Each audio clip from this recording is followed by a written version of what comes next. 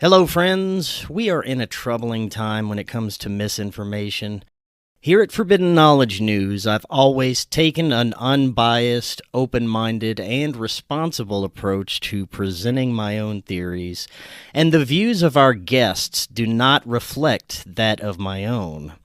This show is for entertainment purposes only, and any information presented during this show is a live-action role-play scenario. Conspiracies are definitely fun to discuss in a responsible way. My suggestion to everyone that has an audience and presents theories and possibilities should present them as such, and in no way present unsubstantiated information as truth. All that being said, enjoy this episode.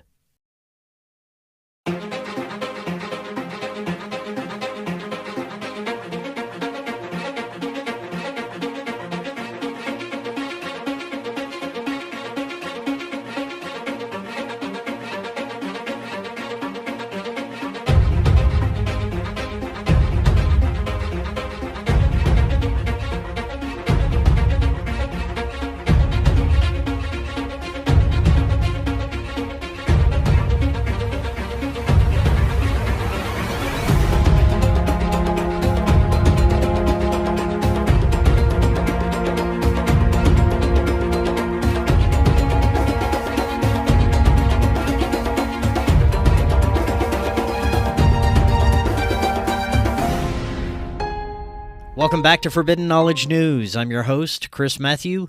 Today my guest is Lisa Carrillo. First, a couple of announcements.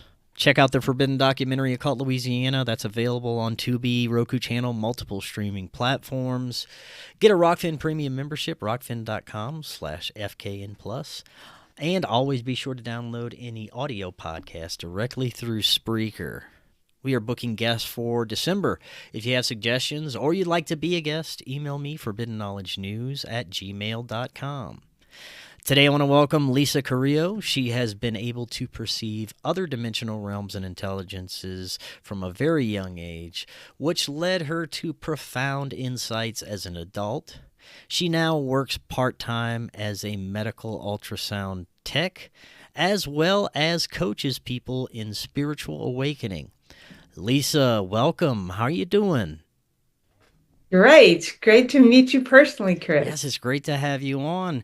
You are one of many others that I've spoken with that has been able to perceive more than most from an early age. And I'm looking forward to discussing not only your experiences, but your current perspectives about the human experience, the parasitic nature of our systems and ruling class, and how it is possible to live a fearless life as madness unfolds around us. So there's a lot to get into, but this is your first time on. Tell us a little bit about yourself and what started you down your path. Sure. So I had spiritual experiences as a child, and we can get into that further. But there was always this knowing of this inner meaning that saw more than just the physical. And I was raised in a Christian household, so I kind of tried to fit it into that for a while. And then when my first marriage fell apart, I realized all this efforting I'd been doing was not working. And somebody mentioned to me spiritual enlightenment. I didn't know what that was. Fortunately, they didn't say bliss, because that would have probably taken me down the wrong path. But I could tell it was an intimacy with reality, an intimacy with this aliveness that is eternal and timeless. And so on a spiritual retreat, I lost the sense of a personal identity for a few weeks and really got to see from just that single awareness.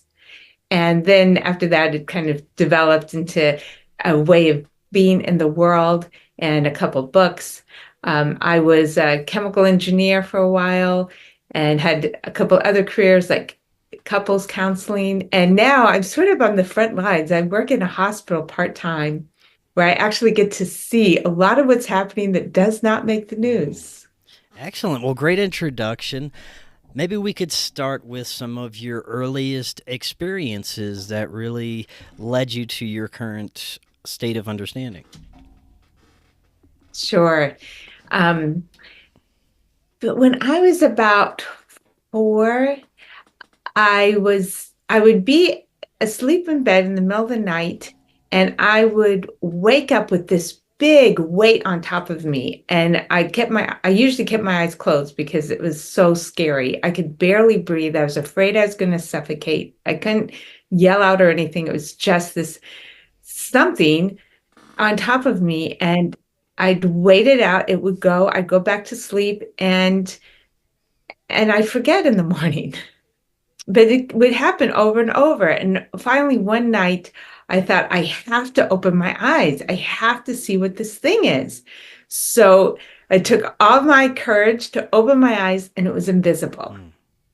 And what that said to me in that moment was no adult could help me because adults can't see invisible things. So I knew I had to face this thing on my own that felt like it was going to crush me and kill me, and was clearly much stronger than me. So I thought, okay, well, what can I do? And I decided to just check and see if it really was going to kill me. So each time, instead of being afraid, I just kept noticing, okay, it's not killing me yet. I can still breathe enough. I can still breathe enough. And it really taught me how to be totally present. And I was no longer afraid. And then when I wasn't afraid, because I knew all you have to do is just wait, it stopped coming. And I feel like that started me on a path of fearlessness at a very young age. And I had other experiences. For example, I was looking at a picture of Jesus and the children, and I knew where that place was. I knew it. I thought to myself, that I know what they're trying to draw. Is like they didn't quite get it right, but I knew what they were trying to draw. And I remembered that place. And I went to my mom and said, how do you get to this place? And she said, blah, blah, blah about church or something. And I thought to myself, oh, she doesn't even know. Now, what picture is this again? It was just a picture of, it's a very common picture in churches of Jesus sitting with children around him. And so I knew that not all the adults would know these kinds of realities, but I knew them. And so I didn't expect the adult world to be able to offer me more understanding. Like I knew I had to rely on my own inner knowing. Now, did these experiences continue throughout your teenage years and adolescence? It sort of changed form. Like I would have like this deep connection with the divine, and then this is kind of junior high time period, and then it would feel like it was gone, and I wanted it to come back. And I was trying to figure out, well, what's the prayer? What's the song? What's the reading? How do you make this divine sense come back? And then what I realized is that the divine was always there, but that it always changed. And so it was my job to explore, well, what of it is here now? So sometimes, yes, it felt like this powerful love, but sometimes it felt more like this just serene stillness. And other times it was this everlasting forgiveness. And once I started to realize, oh, okay, I'm not in charge of this, but I can be curious and open, then I started to change, my approach. I wasn't the one in charge. I was the one to be curious. And it turned into much more of a discovery process. As far as what you were able to perceive and what you were aware of that was considered beyond normal human perception, could you give examples of some things that you've experienced? Yeah, so I walked this was after my best friend died. I walked into a room that had a lot of different paintings by single artists, and I just started crying. I knew I had been there. And it was a place of light, brilliance, color. serenity, creativity, intense creativity. And at that point, I just wanted to go back so bad. And so I learned how to do out of body travel at that point. And I thought, okay, this is going to give me more access. So I started doing out of body practices and did them regularly for quite some time and had many different experiences. And each one, the overarching theme has always been love. It's okay, strength, reassurance. One time I felt like I was sucked up into a craft of some sort, and there was some kind of a shower that happened, and I never got to see the beans. I was living in New York City at the time. It flew all the way over to a desert, which I imagine would be the US Southeast, but I don't know for sure. And I was told to send my energy into the earth. So still from inside the craft, I sent my energy down, and then I was just guided to keep doing that. So I just kept sending it down, sending it down. And then something came up from the earth, and it became this big loop. And it was like I was sinking in with the earth's evolution, and it was mutually beneficial, but I think I benefited the most. And I was being shown, and it felt like that connection just never ended after that. Was it much of a learning process to be able to achieve these out-of-body states? This is something that I've tried multiple times, still haven't really been able to achieve in any profound sense, but there are some people that seems like it comes more naturally to them. Did this come naturally to you? Yes, it came so much easier than most, I would say. There's this buzzing that I often have as I'm just waking up. Do you ever have that when you're waking up, your whole body's buzzing? Yes. Yes. Well, that's the exact state. From that state, you just set your intention, get into that state, and then just relax and let it flow. Mm-hmm. So if I just put my attention on the surface of my body till I get into that state, then it opens up. And it's not every time, but on a daily basis, you can have a couple times a week, and there's a lot of experiences. And did you experience what many describe as different layers outside of our reality? People describe a lower astral realm where there may be shadow people and darker intelligences, and once they traverse past that, it becomes lighter and more positive and loving as you go up. Is this what you experienced? I never went through the dark areas, unless you count that, being in when I was little. I always seem to just go right past that if they are there. And I wonder if that has to do with a person's current perspective and state of mind. Through my spiritual journey, through meditation and psychedelics, I had to work myself through a lot of darkness. But it seems like from a young age, you understood that whatever that negativity was, it seemed to feed off of your fear. And once you stopped letting that fear out and feeding whatever this was, it just went away.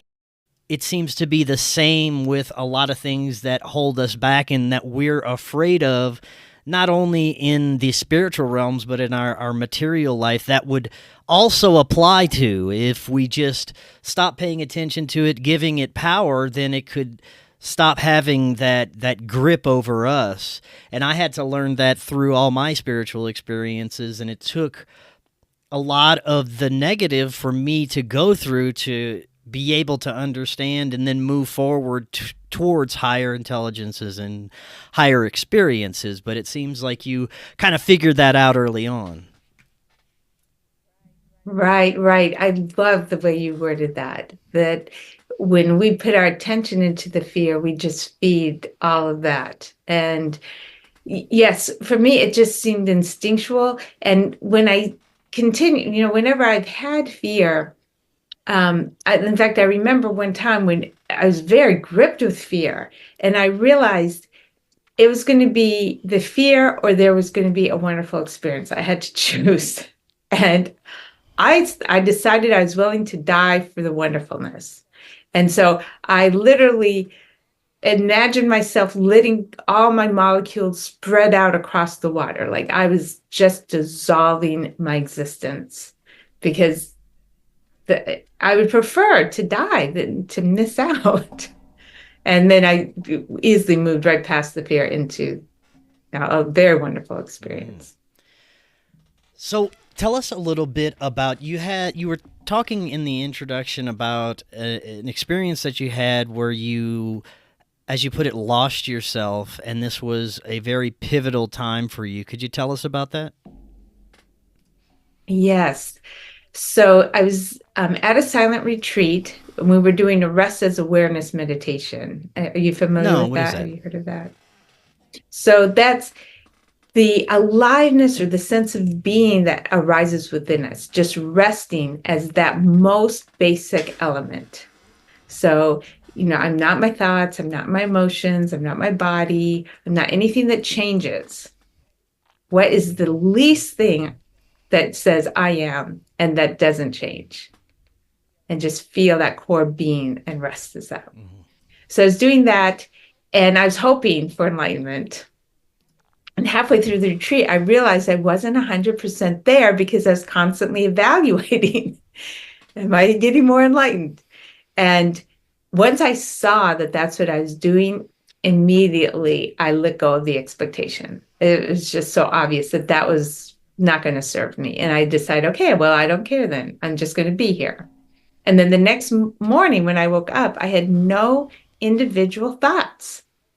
And it turns out it's a lot of work to constantly feel like we're making things happen, we're responsible, we're figuring out, we're organizing everything into a meaning and a cause and effect and a bunch of interpretations. It's like that just was gone.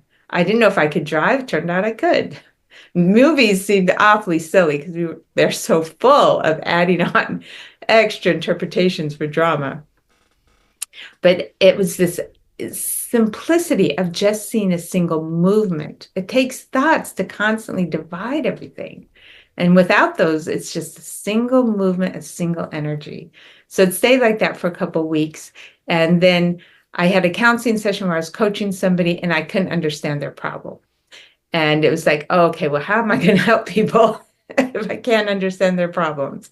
And so then the thoughts came back, and I ended up developing tools to use the thoughts as a pathway back into experiencing the serenity and the timelessness of what we truly are. Do you think you tapped into this state of stillness that for some reason was prolonged? Yeah, I really can't take credit for it, because there isn't to me. For whatever reason, the aliveness just wanted to do that in this experience. And who knows, maybe it was the teacher at the retreat that helped, who knows why. It just, but it's what we are, it's what I am, it's what everything is. And while, yes, there's this apparent interplay on the surface, at the core, it's a singleness and it's a benevolence.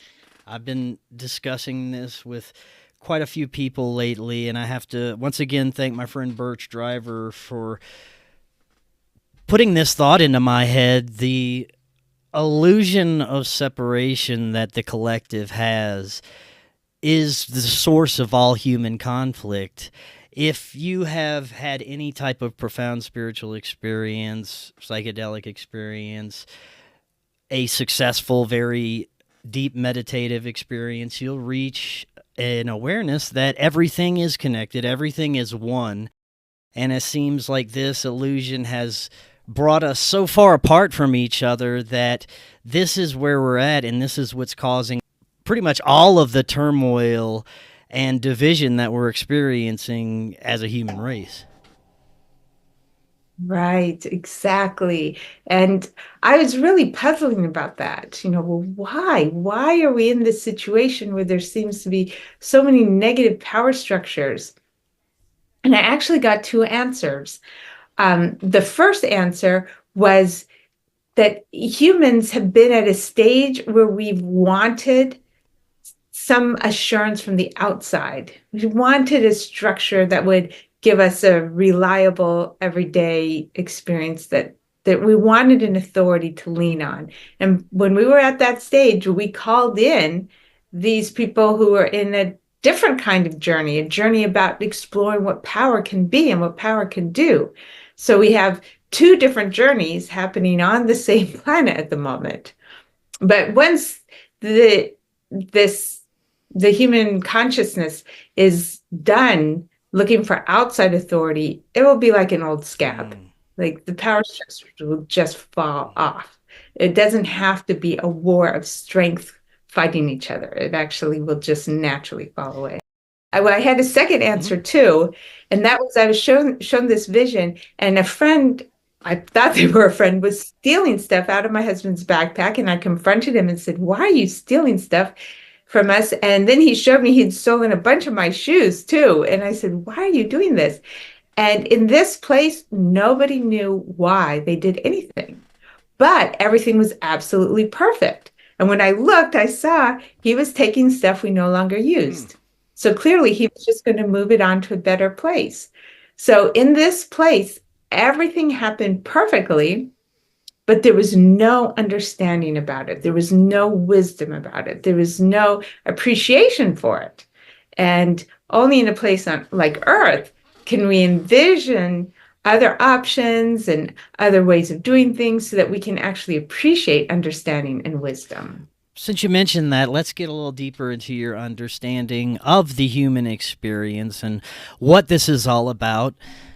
Because of the insanity and turmoil and division and fear agendas that we've been subjected to as a collective, there is a lot of people who really have a scared outlook and confused perception of some spiritual concepts, and there's a lot of people that are of the belief that they can only perceive the negative things around them, that this is a realm of negativity, that we are trapped here and controlled by negative intelligences.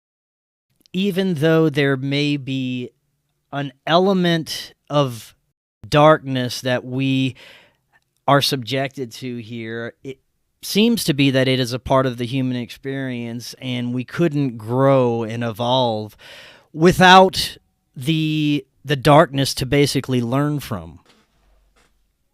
Yeah, my sense, I'm not a philosopher, and I don't think philosophy arrives at truth. But as I feel into this that we are, no one is here by accident. And no one is here who doesn't, at some deepest level, want to be here. It's not like there's something that can force that. And I know people that have felt like they were forced here, but my experience is if you go deep enough, you actually discover the part that is timeless and fearless and wanted to have this experience. And when nobody else wants to have this experience, then it will end. There won't be this very interesting mix that we've got going on here. You mentioned something very interesting about personal accountability, and I think that is exactly what the human race is striving for, is to take back our personal accountability. We've given away our power to these parasitic rulers who have taken away all our freedoms because we've allowed it.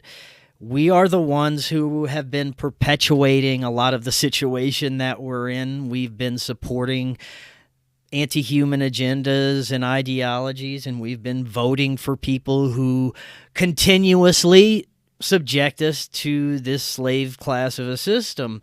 And I think what's happening now is a lot of people are starting to realize that no matter what they're participating in with this system, that it's never going to work for them, and that now may be a good time to take back personal accountability and stop relying on the system and other people and politicians and celebrities and false idols, and start taking back your own lives and your own power, because the I think the powers that humanity has as a collective has been suppressed, especially each and every individual one of us has profound consciousness abilities, but we've been suppressed and we've been told that we are nothing special and we have to rely on our systems in order to thrive. But there's been this wave of understanding that people are starting to wake up and remember and take their power back. And I'm hoping that this is something that will be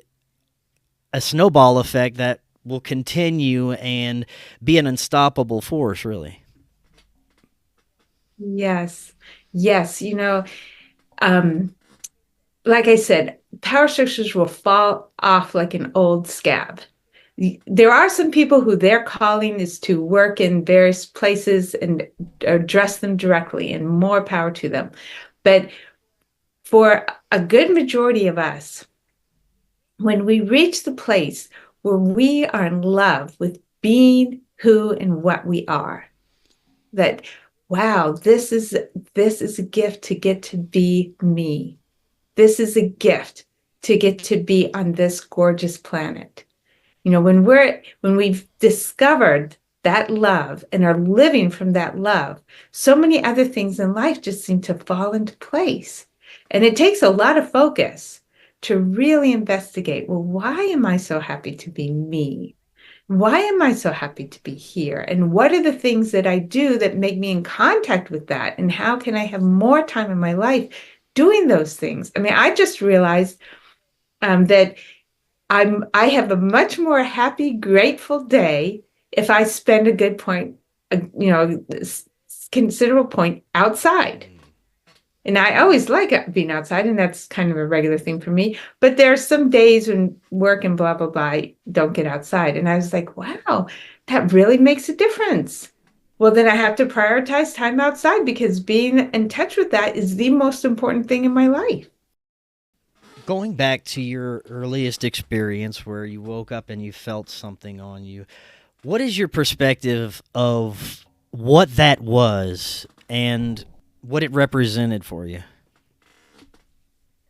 I have wondered that many times. Was it something completely external from me, or was it something that I wanted to have there because I wanted to teach me a lesson about fear? Or was it even some part of myself that I had to learn to accept and understand in some way? I think all those things aren't entirely separate. Like, at the deepest level, I want every experience that my life is giving me. In fact, there was a day when I was looking at my life and then looking at my favorite movies and books at the time. And I was like, oh my gosh, I'm living that story. So it was a fundamentalist household. We couldn't listen to rock and roll music, etc. And then, I got to come out, and I even did exploration in sexual realms. So it was definitely a constricted to freedom story. And, there's like stories of Jane Eyre, that famous novel. Those are the stories that always engage me. And I was like, oh, I didn't have to get it into a novel. I got to live it. So then I realized, yeah, I've picked my parents. I've picked everything. Do you think that what we could be experiencing with a lot of negative paranormal experiences is expressions of our inner universe, our inner consciousness that is trying to help us and maybe shake us up a little bit to get us looking at things a different way? And maybe it presents itself as something terrifying because that's the only thing that we're going to react to. Oh yeah, so much that we think is out there is really from inside. Yes, yes. I mean, it's from even the tiniest things. I used to think I wasn't appreciated at work. And then I decided, well, what if I am appreciated at work? And this is just what that looks like too. So I went in and I started thinking, okay, I'm appreciated at work. I'm appreciated at work.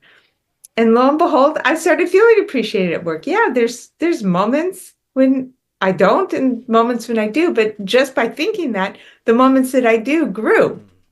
So there's so many ways when we are our own worst enemy.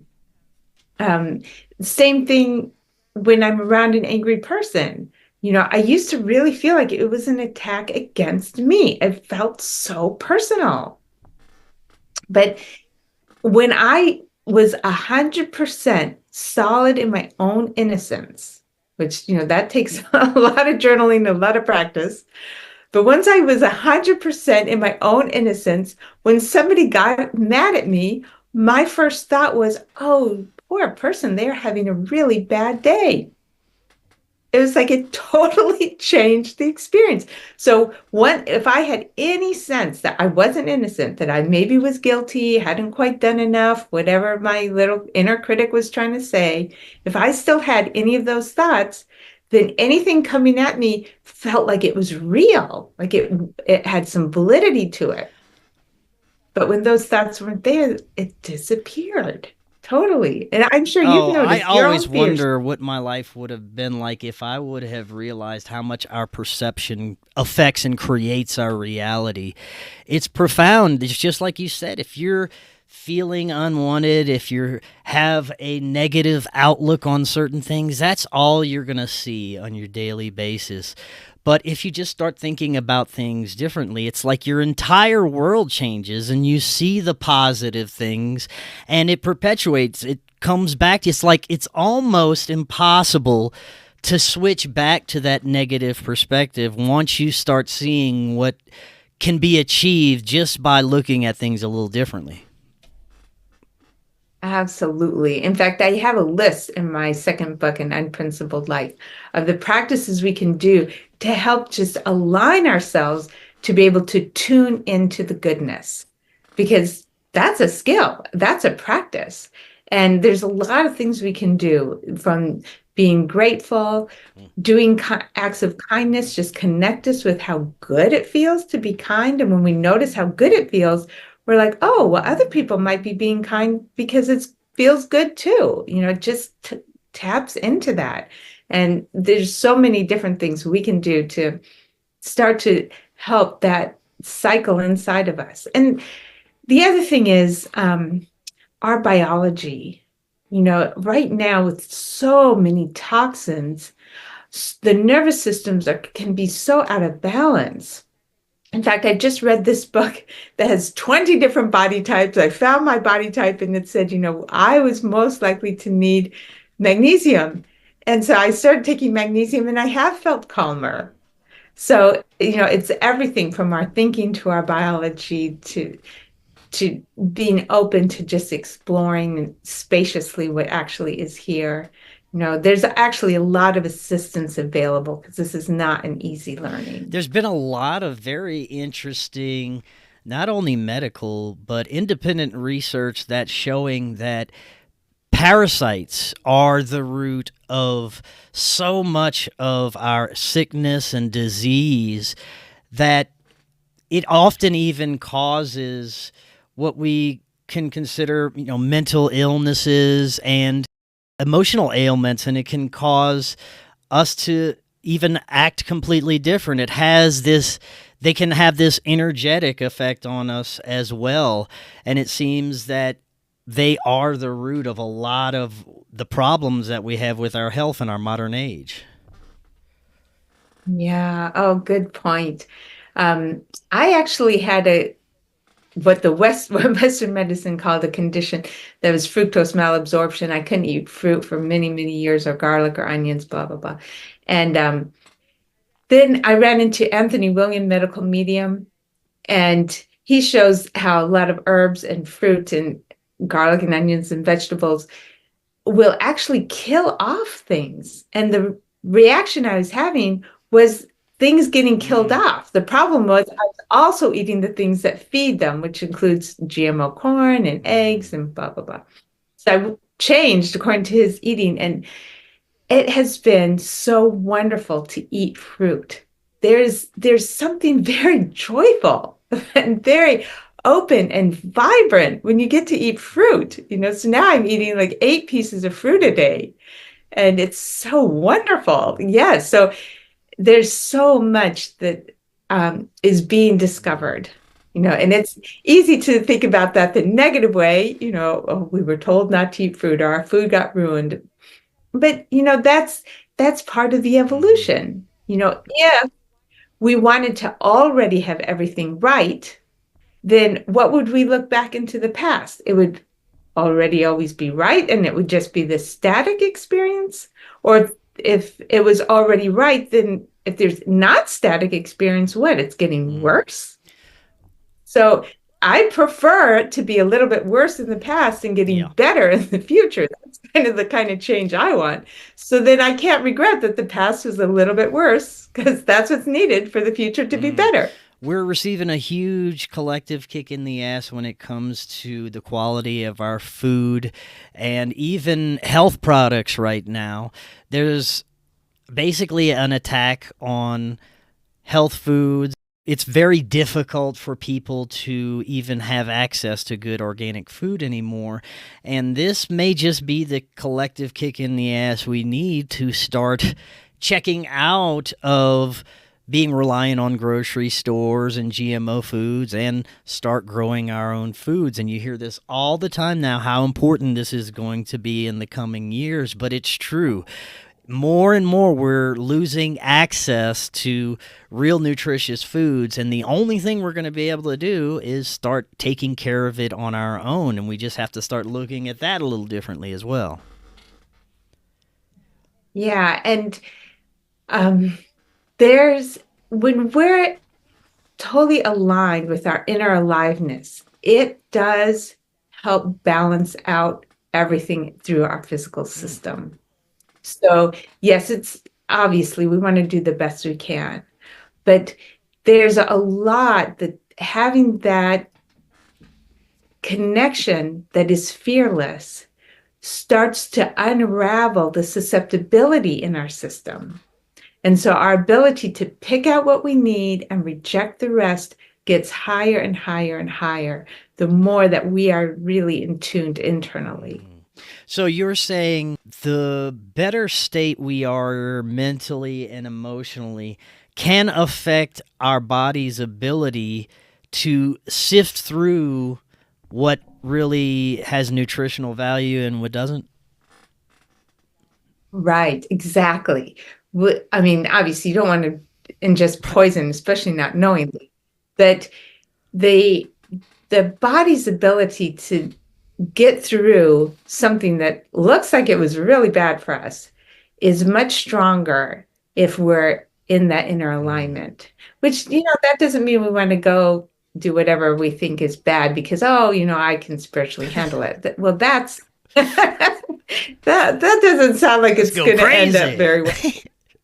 Right, exactly. But when we're following our inner wisdom, it's amazing. We can end up in some situations that feel like, oh, how did that happen? And come through just so clean. It's really nice. So yeah, while I think doing the best we can is really important, maintaining that inner clarity is the most important for me. That's what I find. It's really the most important. I mean, I'm around radiation all day, and I have different energetic things I use to help.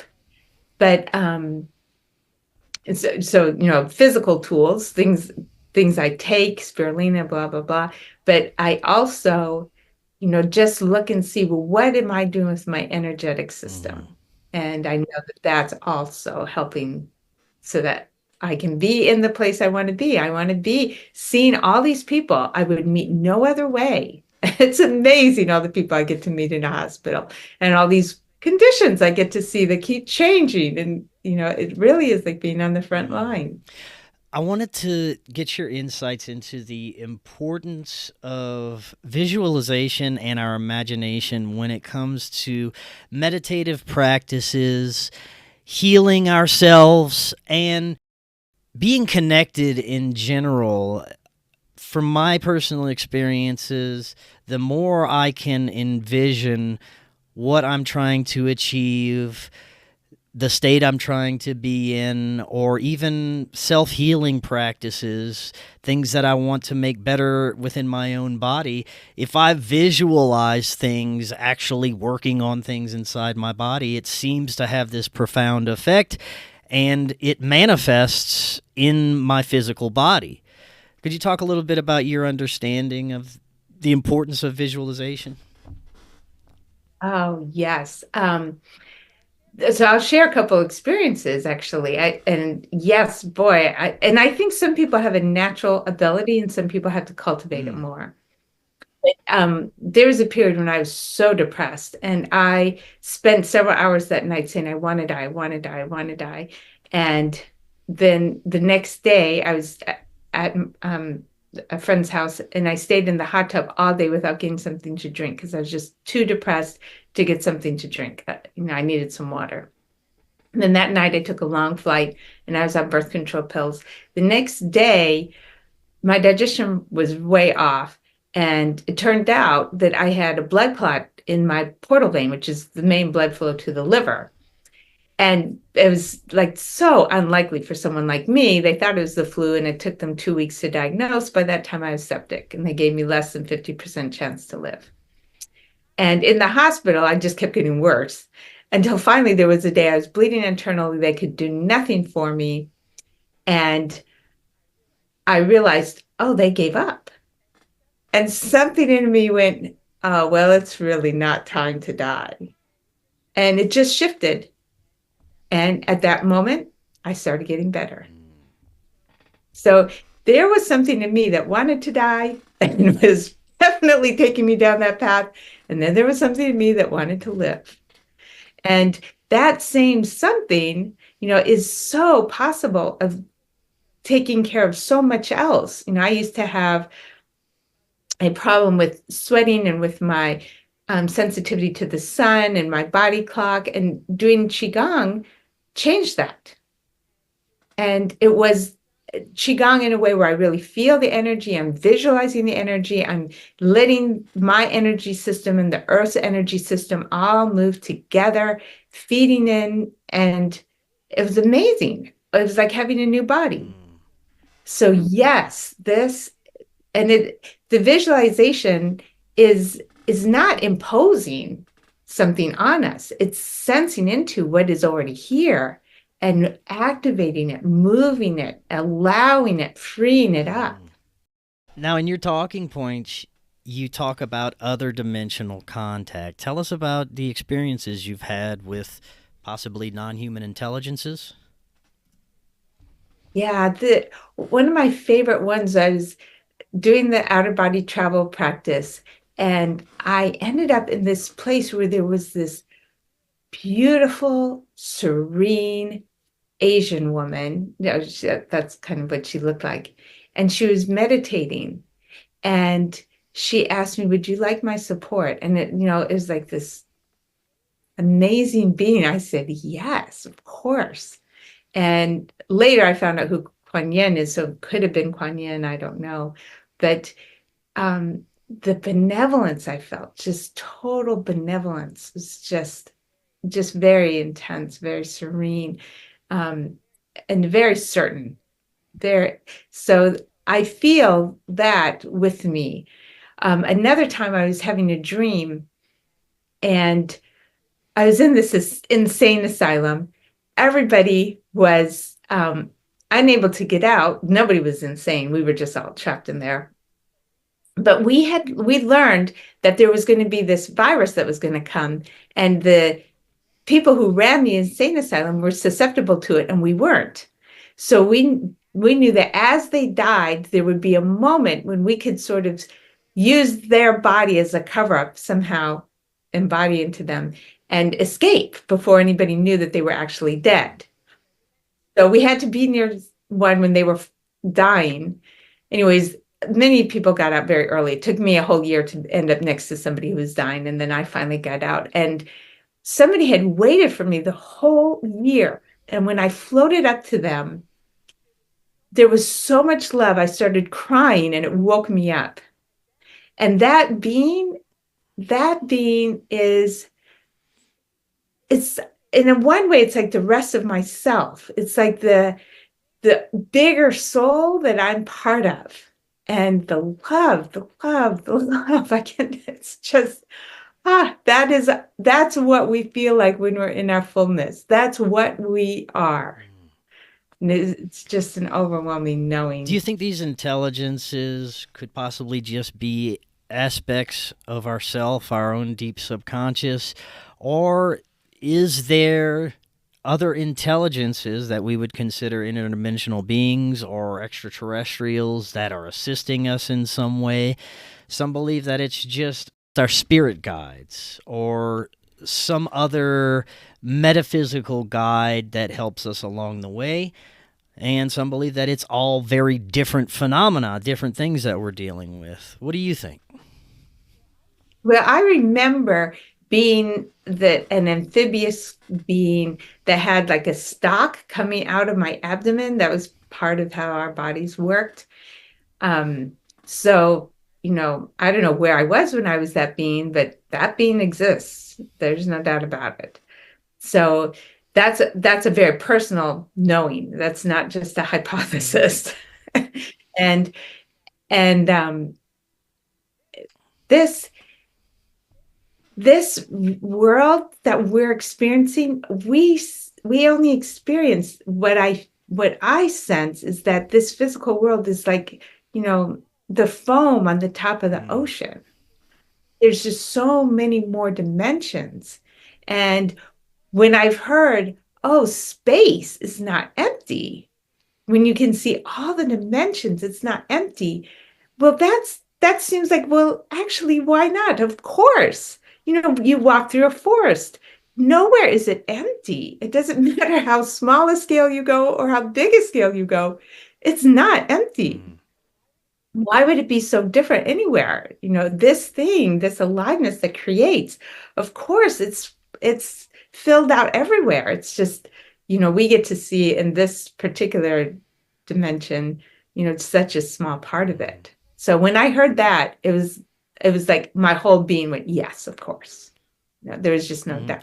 I've heard others discuss the possibility, like you were just saying, that the planets in outer space, in our 3D perception, there may be nothing there, but in different layers of reality, different layers of perception, there may be an ecosystem of life, and that may be what we're experiencing here, just beyond what we can perceive, ecosystems and layers of life forms that could interact with us at any time.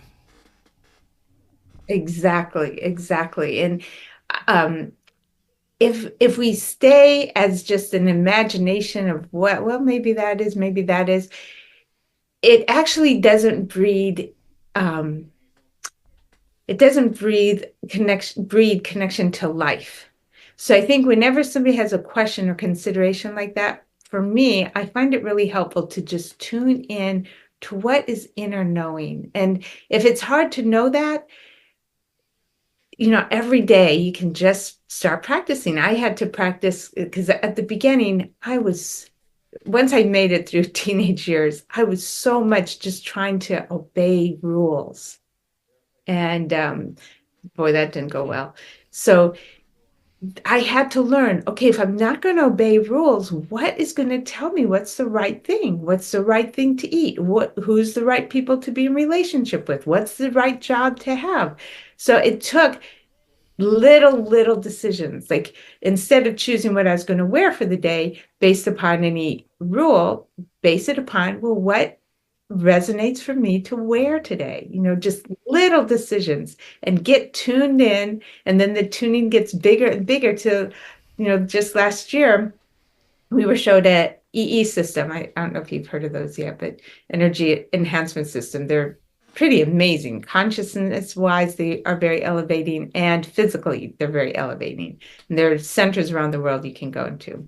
When I learned about it, something in me said, we're going to open one of those and start the process. And there was just no doubt. It's a big investment, $120,000. But I never had a doubt along the way because that inner knowing is so certain. Even if it doesn't seem to go well at any given moment, I have no regret because I know that the right thing in me made that decision. There's many, many intuitives, psychics, channelers, connected people that I have spoken with over the past few years. I'd say over 50 to 60% of them have the consensus understanding that the era we're headed into is going to be much different than we've experienced in our modern human age, that it may be an end of a lot of the parasitic systems that we've been subjected to, and that it's a very pivotal time in our human history. And I have to look back at 2020 and all the events that have unfolded and wonder, would we be aware, would we be as aware as a collective of the fundamental problems with our society if the events of COVID in 2020 wouldn't have unfolded as they did? And it makes me ponder if there's a greater force at work, that if we are being presented the option right now to check out of a system that is not beneficial to us.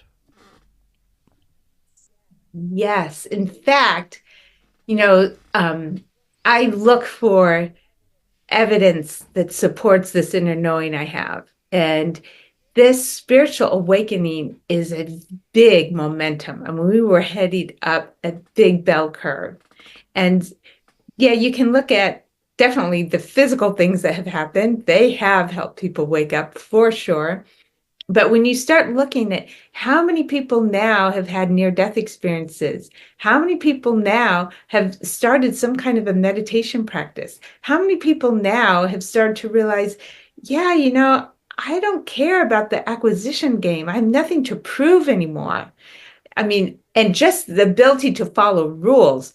So I was back in school for ultrasound and then back in school again for massage school.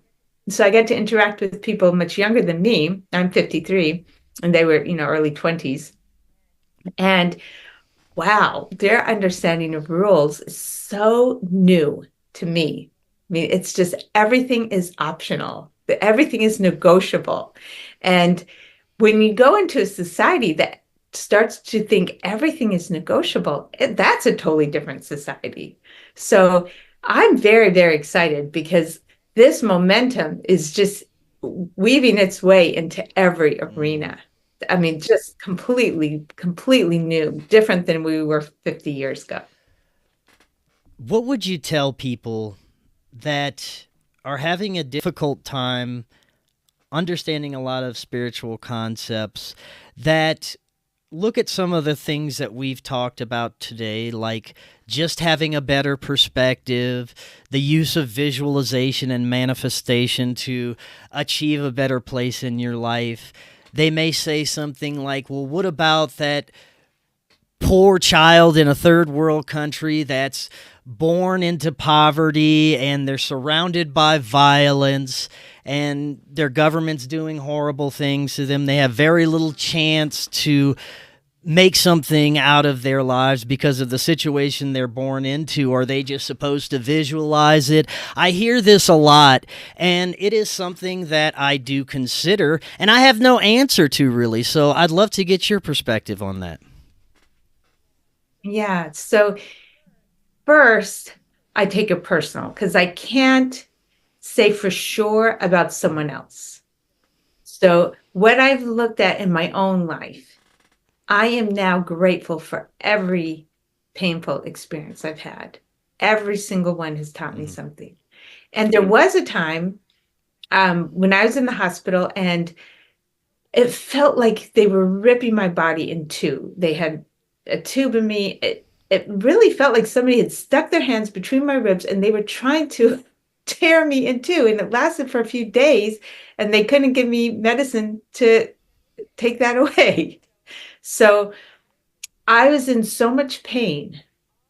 All I could do was survive the next moment. It was like I was 100% in, okay, I'm surviving the pain right now.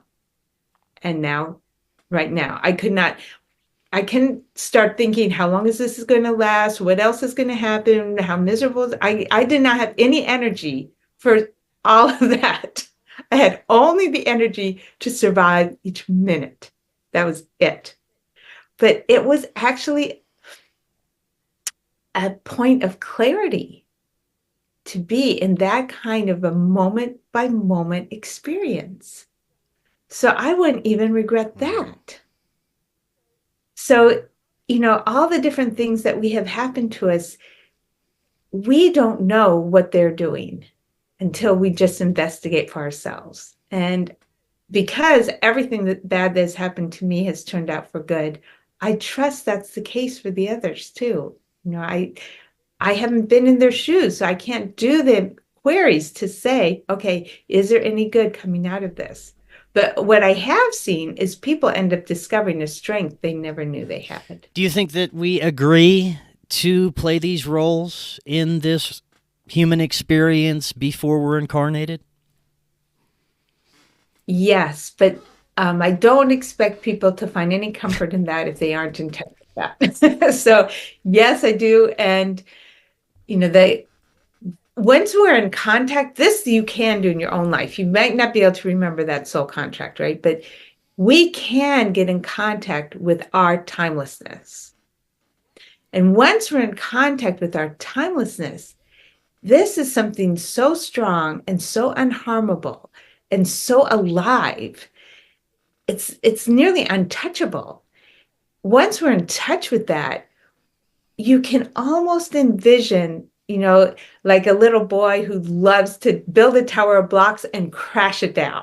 There's something exhilarating in crashing down a tower of blocks when you can build another one. Like, to you, it's nothing.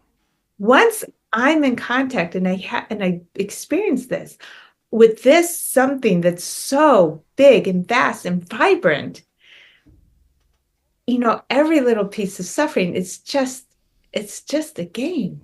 It really is, once we get in contact with that. So there's no longer the fear about it. In fact, I actually had a vision. Again, I was asking about the evil things that seem to be happening on Earth, and they showed me two sticks that they put together and breathed life into them, and they were a tree all of a sudden. And it was basically, everything that we're seeing is so on the surface. The aliveness has the capacity to restore immediately. So just let each experience be its learning, participate as we're called to participate, but we don't have to be miserable. We can be in touch with our timelessness. I love that. Right on. Lisa, is there any closing thoughts that you'd like to leave us with before I let you go today? That fear is not anything that we have to run away from. But compassion is such a gift. We can only experience compassion in this type of a realm. When you're in the light realms, compassion doesn't exist. So I can feel that what I am loves the opportunity to be compassionate for myself. If fear comes up, oh, great. Here's an opportunity to get to experience compassion. This is my chance to experience as much compassion as I can, because I might not get another one once I leave this world. So I just love, there we go. I get to have compassion for myself, or I get to have compassion for someone else. It's a play, right? And we don't have to take it so seriously. It seems like we're at a period of sort of rediscovering our human nature. We have all these identity politics. I identify as that. I identify as that. Maybe we should just go back to identifying as a human being, and that could solve a lot of problems. Lisa, thank you so much. This was great. Before we go, let the audience know how they can pick up your books and find out more about you. Thank you. My website is experiencingthetrueself.com. I have a YouTube channel, Inquiry with an E, into self. I have a meditation group where we over the course of an hour, just deepen into this infinite by simply saying one word of what we're noticing about it. So you can email me, Lisa M. Carrillo at me.com, to be part of that. And my 2 books are on Amazon. They're Living Awake and An Unprincipled Life. Awesome. Lisa, thank you so much. Definitely love to speak more in the future. And until next time, everyone, have a wonderful evening. We'll talk again tomorrow. We'll see y'all then. Hello, friends. At some point in our journeys, we all need guidance and direction. One thing I've learned along the way is that there are many ways to connect with our soul mission. Jennifer Halcame offers over 30 years experience with intuitive tarot, life coaching, and energy and attachment clearing. She helps others with energetic blocks become aligned with their soul mission. She offers one-on-one or online Zoom sessions, and cases are assessed on an individual basis, and she works with everyone truly in need. You can email her now to set up a free consultation at jenniferhalcame@gmail.com or through Facebook Messenger. All those links are right in the description.